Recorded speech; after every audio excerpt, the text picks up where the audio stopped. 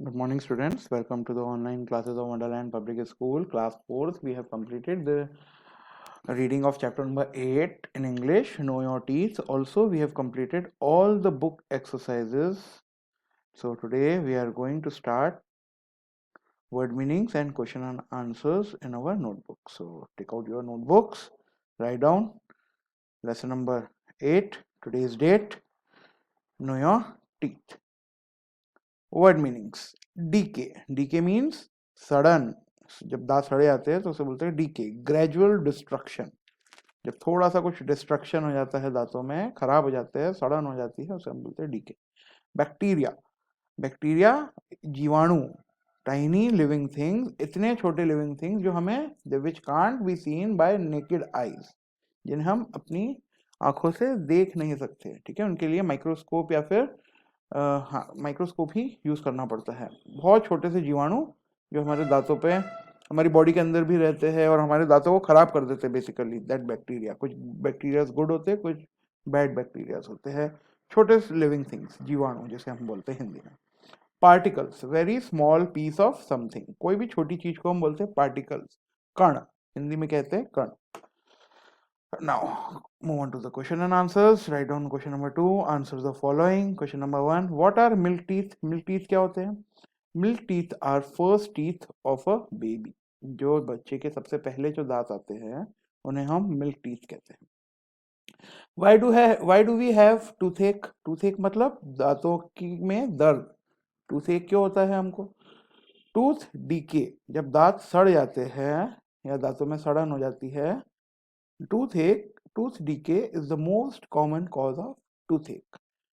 दांतों का सड़ना ही दांतों में दर्द का मुख्य कारण है. Tooth decay is the most common cause of toothache.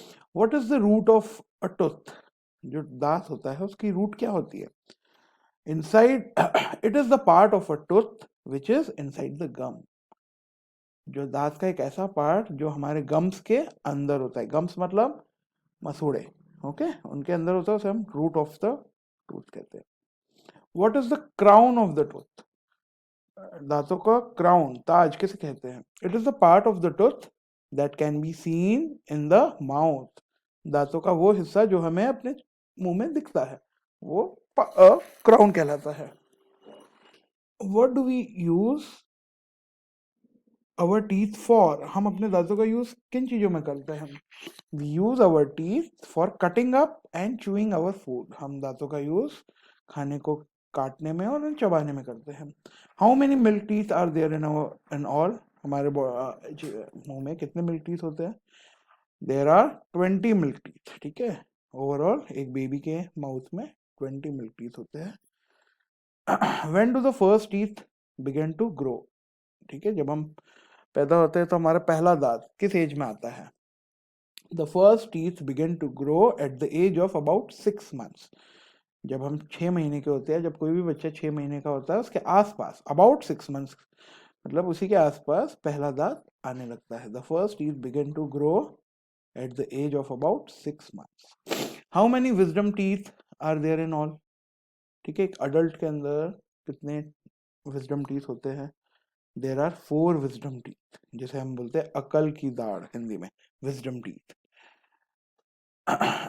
What is the crown of a tooth covered with?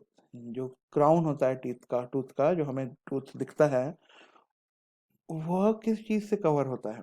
The crown of a tooth is covered with a very hard substance called enamel.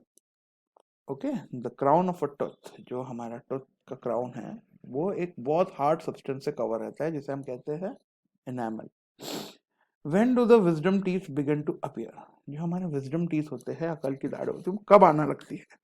It will appear between 20 to 25 years of age. जब हम 20 या 25 साल के होते हैं उसके आसपास हमारी wisdom teeth आने लगते हैं. How many permanent teeth are there in all? ठीक है एक अडल्ट में कितने परमानेंट टीथ होते हैं कितने आ सकते हैं हमारे पूरे माउथ के अंदर या हमारे जीवन काल में कितने टीथ रहते हैं? There are 32 permanent teeth.